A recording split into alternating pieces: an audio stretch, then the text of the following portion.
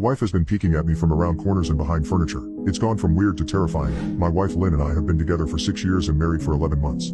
Our entire history together has been very normal and never once have I noticed any weird behaviors or red flags. I can't stress enough how out of character this whole thing is for her. Lynn is very kind, intelligent and thoughtful. She's always been the no-nonsense type of person. Being childish or trying to scare me is not something she'd normally do. She doesn't even like watching horror movies. When we first started dating, she agreed to watch The Shining with me because she knew how much I loved horror. She was so scared that she didn't even make it through half of the movie before we had to turn it off. She isn't into anything creepy and has never been into pranks. It's just not her cup of tea. And that's fine, but that's what was so strange about this. It's just so unlike her. I should also add that she never had any mental health issues, and as far as I'm aware, it doesn't run in her family. I know some people are able to hide their mental health problems, but in the 6 years we've been together, I think I'd have seen some sort of sign. 2 months ago I was in the kitchen making myself some coffee before work. I was running a bit late that morning and knew I wouldn't be able to make it to Dunkin' Donuts for my usual morning fix. I took a sip of my coffee as I hurried down the hall to the front door when I happened to notice Lynn peeking at me from around the corner ahead of me. I could only see her eyes, and a strand of her long dark hair hanging against the wall. The rest of her body was concealed behind the corner. I nearly spilled my coffee when I saw her. I did burn the shit out of my lips.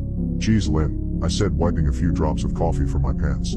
"You scared the shit out of me." She immediately popped out of view like a little kid that had been caught. I heard her scurry off towards the living room, and by the time I got to the front door she was out of sight. It was really weird and just totally out of character for her, like I said, but I also found it kind of funny that she was being more playful and a little less serious. I shouted that I loved her and called her a weirdo. As I shut the door behind me I heard her laughing. Her behavior was a bit odd, but it certainly wasn't something to call a priest over. I forgot about it by lunch, and by the time I got home she was her normal self. I didn't bring it up and neither did she, and life went on. The next incident happened 3 days later. It was around 2 a.m. and I had woken up to get a drink. I was standing at the kitchen island, jug of OG in hand, when I felt a strong feeling that I was being watched. For whatever reason I looked down at the floor and saw my wife's smiling face staring back. She was peeking at me from the other side of the island, staring up at me with wide unblinking eyes and grinning like the Cheshire Cat. I screamed. I'll admit it. Not out of irritation but fear. For some reason at that moment I was scared. At the sound of my scream Lynn scuttled backwards out of my view, her hands and feet smacking the tile floor as she hurried out of the kitchen on all fours. I didn't run after her, or even yell after her. Just stood there frozen in shock, wondering what fuck had possessed her to do that. It took me a little longer than I'd like to admit to go back upstairs, but I eventually did. When I got to our bedroom, Lynn was lying on her side. Asleep. Or at least pretending to be. I stood there for a while watching her breathing to be sure she really was asleep. I had the feeling she might jump out at me the moment I got into bed. But she didn't. I climbed into bed and she didn't even move.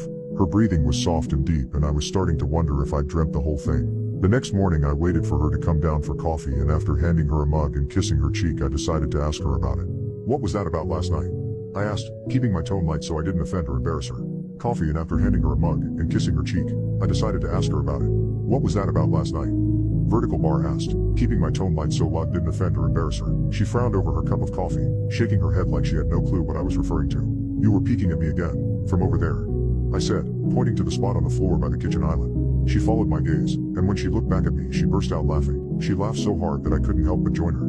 "You creep me the fuck out sometimes, you know that?" I said. She giggled and set her cup on the counter, and wrapped her arms around my neck. "You creep me out all the time, so I guess we're even," she teased. We said our goodbyes and left for work. As I drove I kept thinking about how creepy it had been seeing her grinning at me from behind the island like that. The sounds her hands made on the floor as she crawled away. I told myself she was just trying to be silly. Just trying to join me in my love of all things horror. It's not like I was afraid of her. But it still didn't sit right with me. I started seeing her peeking at me more and more. Sometimes she'd be peeking out from behind the couch or living room curtains. Once she even managed to get inside her grandmother's old trunk that sits at the foot of our bed. I might not have even known she was there at all, had the trunk's old hinges not given her away. She'd had the lid propped up just enough so that only half of her face peeked through. She'd been grinning like an excited toddler. It was unnerving. I didn't even know what to say to her. All I could do was stare. When I finally found my voice, I asked her why on earth was she doing this. She didn't answer, but she had slowly closed the lid, shutting herself inside the trunk. I just walked away, feeling disturbed. I didn't understand why she was doing it, but it clearly made her happy. I just hoped she would tire of the game quickly. Lynn didn't peek at me for the next 2 weeks. I started to think she was done with her weird prank, and I was relieved. We were watching a show on Netflix one night, and I jokingly said that I hadn't seen her peeking at me lately, and that she must have given up on her spy game. She looked up at me with a small smile and said, "Maybe I've just gotten better at it." I didn't say anything, but I wondered whether or not she was joking. For the next few days, I couldn't stop thinking about what she'd said. Was she still peeking at me when I wasn't looking, and I just hadn't noticed? And if so, what the hell was she getting out of this? I started to feel paranoid, constantly checking whether she was watching from around the corner or behind a door. I was jumpy whenever I was home, and she wasn't in full view of me. I felt stupid and a little crazy. But after a few weeks without another incident, I began to relax. I stopped checking behind furniture and walls, and told myself it was just a bad memory. Then a few days ago things got so much worse. Lynn left to go to a friend's, and I lounged on the couch and played a couple games on my laptop. Around 9 p.m. I hopped in the shower, and as I was washing the soap from my hair, I felt that awful feeling that I was being watched. I slowly opened my eyes, and almost had a fucking heart attack. Lynn was peeking from behind the shower curtain, her entire head stretched into the shower, leaving just her body outside.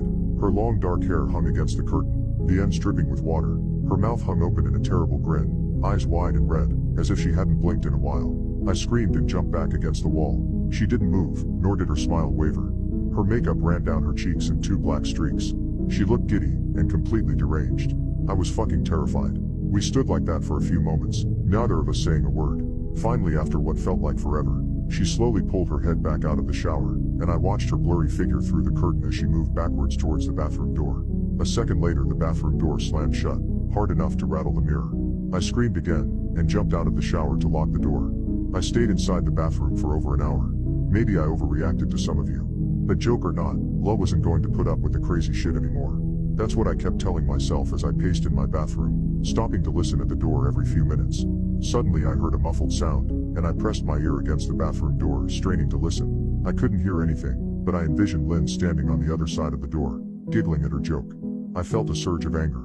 I was beyond pissed at being made to feel scared in my own house, and made to hide in the bathroom for an hour. All for what? Some joke. If it was a joke, it was an awful one. What the fuck, Lynn? I snapped. This shit is getting really fucking annoying. I waited for her to apologize, or to call me a jerk, but instead I heard a faint moan, so quiet I wondered if I heard it at all, and then complete silence. Lynn? I called out, not able to even hide the shakiness in my voice. I got no response, just my own heavy breathing. I swear to God, just fucking stop it. I yelled, pounding my fist on the door. I waited for her to cuss me out, something I would expect from me talking to her like that. I never screamed at her before, but there was nothing, just the occasional drip from the shower head. I won't deny that I was scared, too afraid to open the damn door and face my own wife. I waited another 30 minutes or so, which feels like a fucking lifetime when you're scared.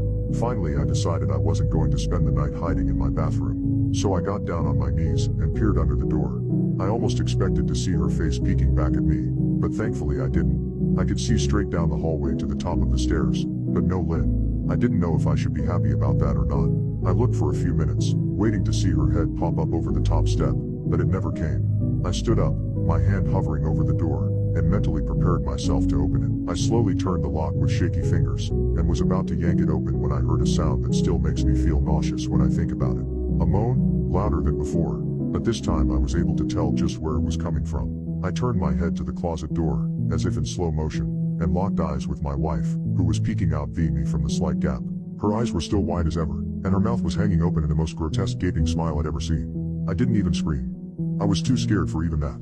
Her hands were clasped to her chest, body trembling with sheer delight, as if she could barely contain her excitement. A short raspy moan bubbled up from her throat, deep and raw, sending a shiver through my entire body. Somehow I found the ability to pull the bathroom door open and ran as fast as I could all the way down the steps, snagging my keys and phone from the table in the living room before running outside to my car. I could hear her shrill laughter behind me, but I didn't hear her getting closer. I didn't bother shutting the front door. I drove away from the house faster than I legally should have, shivering the entire time, either from fear or the cold. Maybe a little of both. I hadn't grabbed a coat, or even a pair of shoes. I was still in my boxers and my hair was still damp. I drove straight to my brother Chris's house about 40 minutes away, ignoring any and every call and text I got. I didn't check my phone until I was safely parked in my brother's driveway. Lynn had called 4 times and sent a flurry of texts, all wondering where I'd gone and why I left like that. I threw my phone at the dash in a rage, furious at her nonchalant attitude. My brother and his wife were surprised to see me, especially dressed in just a pair of boxers, but told me to stay as long as I needed. Chris lent me some clothes and asked me what happened. I told him Lynn and I had a fight, but didn't get into the details. I didn't want him to think I was overreacting, leaving my wife over a prank, even if it was a strange one. I mean, hadn't I encouraged her for years to lighten up instead of being so serious all the time? I had wanted her to relax and loosen up, but this was definitely not what I'd had in mind. I tried to sleep on their sofa, but my brain wouldn't let me sleep. Every time I closed my eyes I saw Lynn's face staring at me from inside the closet. Knowing she'd been in there with me the entire time made my skin crawl. She'd never left the fucking bathroom at all. Instead, she slipped inside the closet and slammed the bathroom door shut to fool me. The mere thought of going back home gave me anxiety. I tossed and turned, unable to sleep.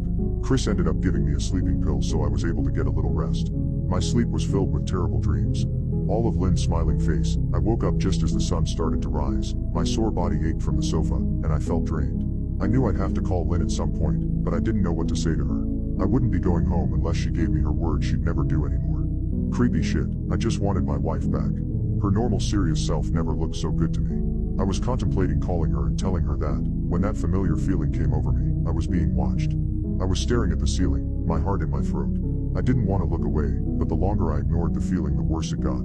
My eyes drifted away from the ceiling almost on their own. Her face was pressed up against the window beside the couch, staring down at me with that same gaping smile. Drool dribbled down her lips, leaving 2 long streaks down the glass. I didn't know how long she'd been there, but something told me she'd been there quite a while, possibly all night. I didn't bother screaming, though I was afraid anger trumped any fear I felt at that moment. I jumped up from the couch and pounded my palm against the glass.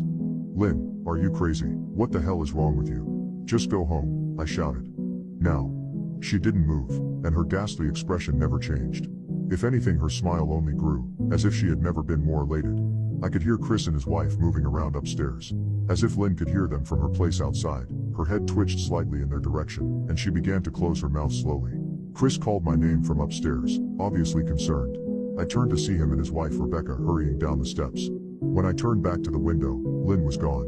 The only sign she'd been there at all was the 2 streaks of drool still dripping down the glass. I tried explaining to Chris and Rebecca about waking up to see Lynn watching me through their window. They were skeptical. Who wouldn't be? Chris and I went outside to the spot in front of the window, but there were no footprints in the dirt, just a slight indent. Animal probably, Chris guessed, and I didn't argue. He and Rebecca assumed I dreamt the entire episode, but they didn't understand, and I was tongue-tied to explain it to them. I called out of work that day, and turned my cell off.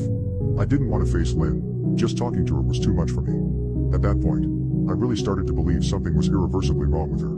That no matter what promises she made, we'd never be the same again. The thought saddened me to my core. I cried most of the morning. By noon I figured I was ready to confront her. Give her one last chance to explain herself. I could at least give her that after 6 years, I told myself.